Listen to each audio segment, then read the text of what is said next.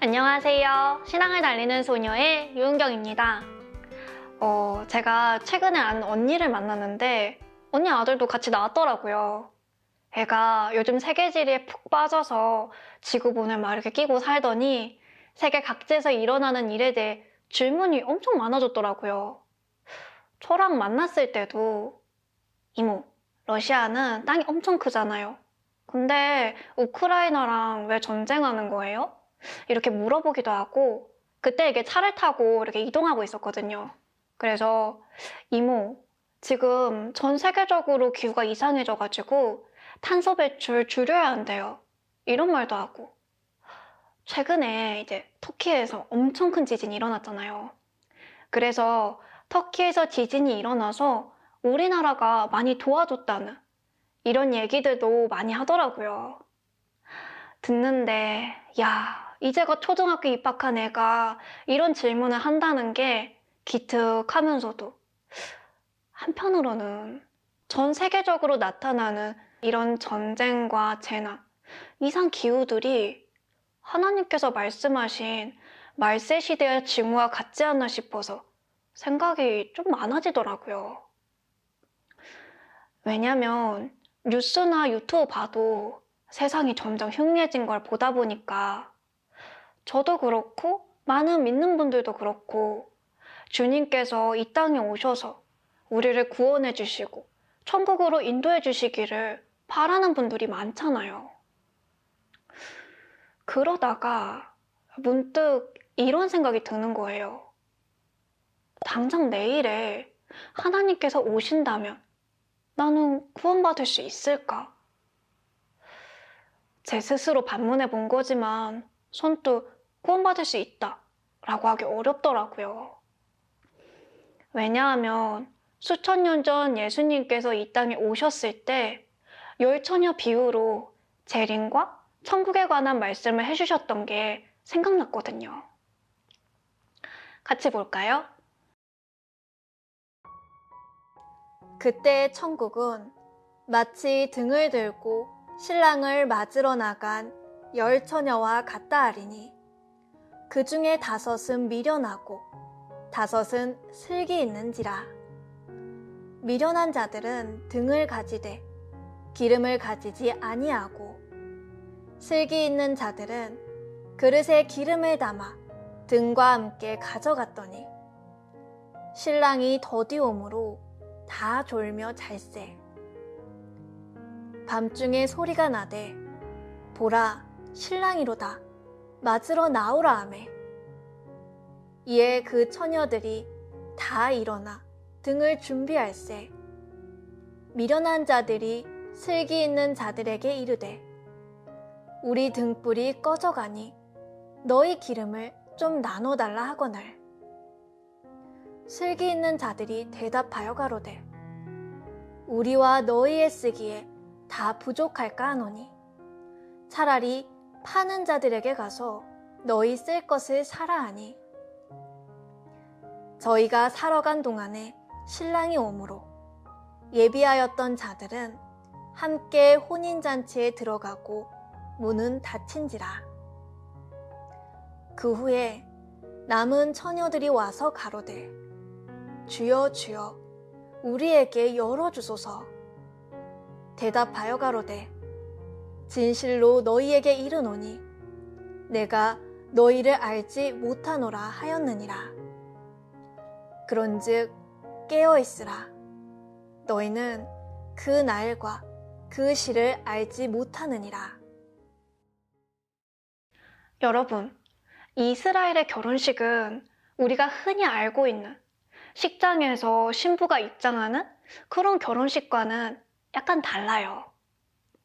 이스라엘의 결혼식은 신랑이 신부의 집으로 신부를 맞이하러 오거든요. 이때 신부의 친구들이 등불을 들고 신랑을 맞이하는 풍습이 있어요. 이 순서가 결혼식의 시작을 알리는 이벤트와 같아서 아주 중요하대요. 그리고 깊은 밤에 신랑이 언제 올지 알려주지 않고 갑자기 나타나는 거예요. 그래서 신부의 친구들은 신랑이 언제 오나 기다리면서 불이 꺼지지 않도록 등불에 기름을 계속 채우면서 신랑을 기다리는 거예요. 그런데 이 성경 속 열처녀는 신랑을 기다리다가 깜빡 잠이 든 거예요. 그렇게 잠들어 있는 한밤중에 신랑이 온다, 나와서 맞이해라 라는 소리가 난 거예요.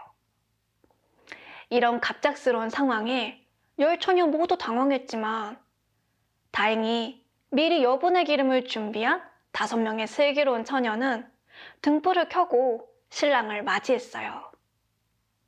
슬기로운 처녀는 혼인잔치에 참석할 수 있었고 그대로부는 다쳤죠. 그런데 뒤늦게 등불에 기름을 채우고 나머지 5명의 어리석은 처녀가 문이 닫힌 걸 보고 제발 문을 열어주세요 라고 간절히 애원했지만 주인이 문을 열어주지 않아서 들어가지 못했다는 이야기예요. 아시다시피 이 이야기는 바로 다시 오실 주님을 맞이할 자세에 대해 말씀하신 비유예요. 10명의 처녀가 등불을 밝히는 택함을 받았지만 혼인잔치, 즉 천국에 들어가는 처녀는 반밖에 되지 않았다는 거예요. 심지어 하나님께서 나는 너희를 알지 못한다고까지 하시죠. 우리가 지금 주일마다 교회에 나가고 헌금을 하고 기도를 하는 종교인의 삶을 아무리 잘하고 있어도 정작 기름을 준비하고 있지 않으면 어리석은 5처녀처럼 천국에 들어갈 수가 없다는 것을 비유로 쉽게 알려주신 거예요. 그럼 우리는 기름을 어떻게 준비해야 할까요? 성경 말씀을 하나 볼게요. 마태복음 7장 21절에 보면요. 나더러 주여 주여 하는 자마다 천국에다 들어갈 것이 아니요 다만 하늘에 계신 내 아버지의 뜻대로 행하는 자라야 들어가리라. 이 말씀에서 하늘에 계신 내 아버지의 뜻대로 행하는 자가 되어야 한다고 알려주고 계세요. 그럼 이걸 보시는 분들은 한 가지 의문이 드실 거예요. 진정으로 하나님의 뜻대로 행하는 것이 뭐길래? 라고요. 그럼 먼저 예수님의 말씀을 볼까요? 사람에게 주신 예수님의 가장 큰 계명은 마태복음 22장 37절부터 39절에서 우리가 확인할 수 있어요. 내 마음을 다하고 목숨을 다하고 뜻을 다하여 주 너의 하나님을 사랑하라 하셨으니 이것이 크고 첫째되는 계명이요 둘째는 그와 같으니 내 이웃을 내 몸과 같이 사랑하라 하셨으니 라고 하셨어요. 하나님의 뜻대로 행하는 것은 바로 마음을 다하고 목숨을 다하고 뜻을 다해 하나님을 사랑하는 거라는 걸 알 수 있어요. 그런데 우리가 이 말씀을 살아내고 있나요? 저는 마음이 너무 찔리더라고요. 왜냐면 제 삶을 돌아보면 교회에서는 신실해 보이죠.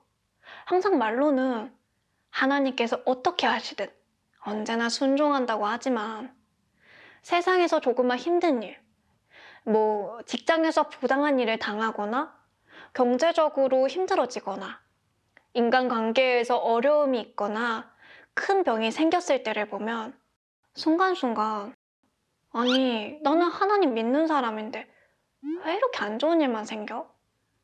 기도했는데 왜 안 들어주셔? 이러면서 원망도 많았거든요. 이런 모습은 전혀 하나님의 뜻에 맞지 않잖아요. 하나님의 뜻은 어떤 일이 내 생각과 다르더라도 내가 원하지 않는 일, 심지어 그게 시련이나 환난일지라도 하나님을 원망하거나 배반하지 않고 하나님의 안배에 순종할 수 있어야 하는 거죠. 마치 아브라함, 욥, 베드로처럼요. 하나님의 시련이 임할 때 절대적으로 하나님께 순종하고 아무런 원망도 없이 하나님을 위해 아름답고 드높은 간증을 할 수 있어야 하는 거죠. 이것이 바로 하나님의 뜻대로 행하는 거라는 생각이 들어요. 이런 요구에 비추어 저와 보고 계신 여러분들이 스스로에게 질문해 보시면 좋겠어요. 우리가 하늘에 계신 아버지의 뜻대로 행하는 사람인지 아닌지를요. 내가 생활하는 모습이 교회에서나 밖에서나 같은가? 혹시 세상에 휩쓸려 갈 때는 없나? 시련이나 환경이 닥쳤을 때 아무런 원망 없이 순종하고 하나님을 증거하고 있는가? 또 하루라도 죄를 짓지 않고 살아가는 날이 있었나? 과연 나는 슬기로운 처녀인가? 한밤중에 예고 없이 나타나시는 주님과 함께 혼인잔치에 참여할 수 있을까? 이런 질문들로 제 삶을 돌아보면 사실 대답하지 못하는 질문들도 많이 있거든요. 그래서 지금이라도 충분한 기름을 준비할 수 있도록 슬기로운 처녀가 되는 길이 무엇인지 더 찾고 구해야겠다는 생각이 들어요. 그러면 언젠가 하나님의 뜻대로 사는 게 무엇인지 더 잘 알 수 있지 않을까요? 신달소. 혹시라도 영상 보시면서 궁금하신 점이나 다른 고민이 있으시다면 댓글로 남겨주세요. 시청해주셔서 감사합니다.